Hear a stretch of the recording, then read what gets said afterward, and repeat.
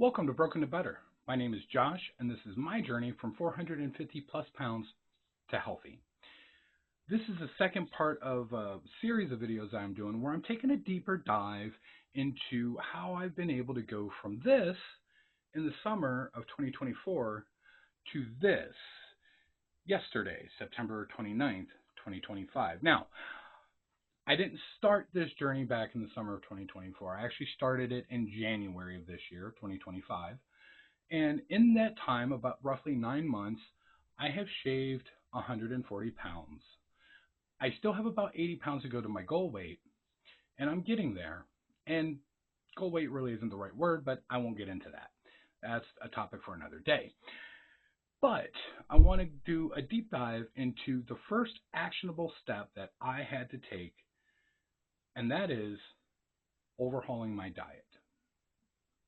I want to start out. This was not about starving myself, even though it's going to appear that way when I get into what I ate for the first couple of months. But I promise you, my goal was not to starve myself. And to be quite honest, this is what worked for me. Maybe it works for you. Maybe, you can take it and make it your own and it works better, or you find a better way. But I just wanted to put something out there that gives you somebody a good starting point. So let's talk about, what I cut back and what I cut out.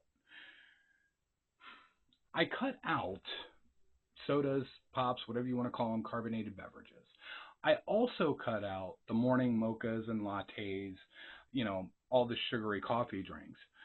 And I reduced refined carbs, sweets, bread, pasta, sugars, things like that. I didn't eliminate them completely, and I'll get more into the psychology of that here in a little bit, but I drastically reduced them and I shifted them to 1 day a week. Another thing that I did was processed foods. I've pretty much eliminated as much processed food as I possibly can. I do want to point out processed food in my mind also counts for canned vegetables. There's a lot of extra stuff that they put in there. And to be quite honest, the nutrients that you get out of canned vegetables is far less than if you get fresh or even frozen. Now, I want to talk about real quick what I noticed my first couple of weeks. What I noticed was, and after I started reflecting on it, the foods that I had been eating all the time, consistently, and too much of, put me in this weird kind of feedback loop. It would start with I would eat, I'd get energy, and then I'd crash hard. And then I'd crave something. I'd get hungry again. I would overeat. And then the cycle just continued, right? It was just that vicious cycle. So what my diet looked like when I took those first steps first I need to explain that I tried to take a scientific approach. I wanted a control. And for me, that control was chicken and fresh vegetables. I didn't include beef, pork, fish. I did have, every once in a while, if I was hungry, a hard-boiled egg. So basically, for the first 2.5, 3 months-ish, my food was basically grilled skinless, boneless chicken breast. I'd put some seasoning on it. And one thing about seasonings that I don't think a lot of people are aware of, and I wasn't aware of, a lot of them contain sugar as a main ingredient. So had to find the seasonings that didn't contain sugar, and all is well. But grilled, either on a grill, on a Blackstone, or in a pan, and steamed vegetables. And I had a heavy rotation of 3 and occasionally a 4th, and those were broccoli, asparagus, green beans. I relied on those heavily. I've got some pictures here. And then occasionally I would throw in carrots. Now, there's nothing wrong with carrots. It just takes a little while to cook those. And when you cook them in water, you kind of take a lot of the nutrients out of them, and I'm not a fan of raw carrots. I don't know why, never have been. However, I also want to say that if I was looking to change the flavor profile a little bit, because let's face it, grilled chicken, while tasty, can get dull every once in a while, I would saute some cubed up or sliced up bell peppers in a little bit of avocado oil. While avocado oil is a fat, it's kind of a good fat, and your body still does need fats, even when you're 450 pounds trying to lose weight. Now, the base of these meals, it really came down to I wanted something simple. I wanted something repeatable. And because it's simple and repeatable, it's for me, it was easy to stay consistent. And what I noticed almost immediately was I was no longer in that vicious cycle. I had more energy throughout the day. I wasn't hungry as nearly as often.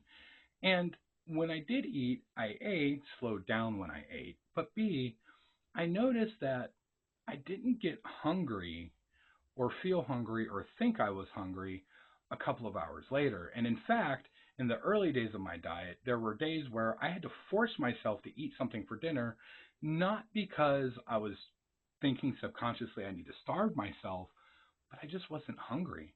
And when I say that, I mean, I would go 24 to 48 hours without eating and then realize, oh, when's the last time I ate? So it wasn't like I was trying to do it, it just kind of happened. Now, I want to talk about how I handled cravings and cheat meals, and this is something that I alluded to before. I have a mindset shift. So, to best explain this, I need to talk about some of my past diets. And look, I failed those. They weren't bad diets. I failed them. Now, another thing that I want to say is I don't look at diets the same way. Even now, as my diet has changed and morphed, and I'll get into that a little bit, um, I don't view it as a diet. I view it as a lifestyle change. To make a better point, being 450 pounds, that doesn't happen overnight. That's a slow progression. You eat bad foods, you move less, whatever the case may be. And what happens is over time, you build less optimal habits and a less optimal lifestyle. And it's a slow change. So I figured in my head, if I think of this as a diet, diets to me always seem temporary and it's a restriction and it's almost like a punishment weighing down on you. But my philosophy now is I'm not on a diet. I'm making lifestyle choices to build better habits, to eat healthier, to improve my health and my wellness and my longevity. So changing my mindset, I feel, is one of the things that made this round very, very successful so far, anyway. That being said, I also alluded to some of the less healthier options, starches, breads, pastas, things like that. I did not eliminate those from my diet, even from the very beginning. What I did was, and some people will call it a cheat meal or a cheat day. I don't like to think of it that way either because A, it's almost like a bad thing, so you run the risk of feeling guilty, which I've experienced before. But also, it's almost like we shouldn't do that, so it makes you want it more. What I now look at it as, it's not a cheat meal or a cheat day, and by the way, that day is always Sunday. It's a day that I indulge in the foods that I know maybe aren't the best for me. Now, that being said, I also realize that have I not done this, two things. My weight loss probably could have been accelerated a little bit more. I'm well aware of that. But my rationale for this was if I change the way I think about Sundays and I eat what I want to eat, I make the conscious effort to eat less of it, and I'm more likely to succeed overall because, again, I've changed my mindset, I've shifted how I think of things, and I don't know, I could be wrong, I'm biased, I'm not a researcher, but that mindset seems to be working for me even to this day. So another thing I want to talk about is how my diet has kind of morphed. So after that roughly 2.5, 3 months of eating nothing but this, I started to introduce some fish, some beef, and even pork. Now, I want to preface all of this by saying it's not like I thought that those meats were should be off limits or I shouldn't eat them and I should only eat chicken. Again, I wanted a control. So I approached it from a scientific standpoint. So that's why for the first 2.5 to 3 months, it was just those vegetables and grilled chicken breast. That's it. But now that I've introduced these other foods, I actually kind of needed to, because after I got to the point where I was able to start working out, I needed something to, I needed something to sustain the muscle growth that I was experiencing. And I am experiencing muscle growth. So as an example, I'm just going to use my forearm here. This is almost pure muscle, and it used to not be that way. I've got a little bit of loose skin here. It's not really fat, but when I tighten up, it's just loose skin. But I don't know if this is coming through camera, but I've actually got muscle now. You have to support that. And look, I'm not trying to be a bodybuilder. I'm not trying to be, Mr. Olympian or anything like that. But I also recognize that I needed alternate sources of protein and more protein to sustain the things that I was doing in the gym without trashing my lifestyle changes. If you've watched bodybuilders, you know that they eat a lot of pasta, they eat a lot of carbs, but they're also burning lots and lots of calories to build that muscle, where I'm going to the gym for no more than an hour. I don't want to get too far into what my workout routine looks like. That's a whole other video. Another thing that I've started to slowly introduce back into my diet are breads.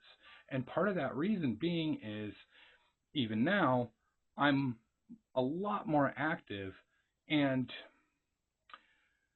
when I go for walks or hikes, um, I'm out there for a really long time. I'm not doing, if I burn, let's just say, if I burn roughly 700 active calories, and there's a difference between active and resting calories, but if I say burn 700 active calories, what I know is that if I burn more calories both between resting and active than I consume, the first thing that my body's going to start taking is muscle, and I don't want that. The second thing is I'm expending a lot of energy. I started walking at 360, 370 pounds. That's a lot of weight. And now I carry 30 pounds of weight on my back when I go on these hikes.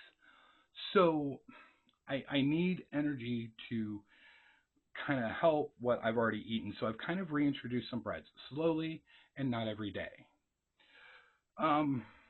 Here's what I've learned, because this has been not just a weight loss journey, but a learning journey.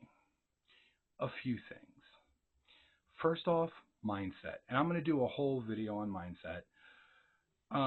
But in the context of this, I stopped looking at a diet as a negative, or I had to restrict myself so much. And I started looking at it as I just wanted to make lifestyle choices to be healthier and happier.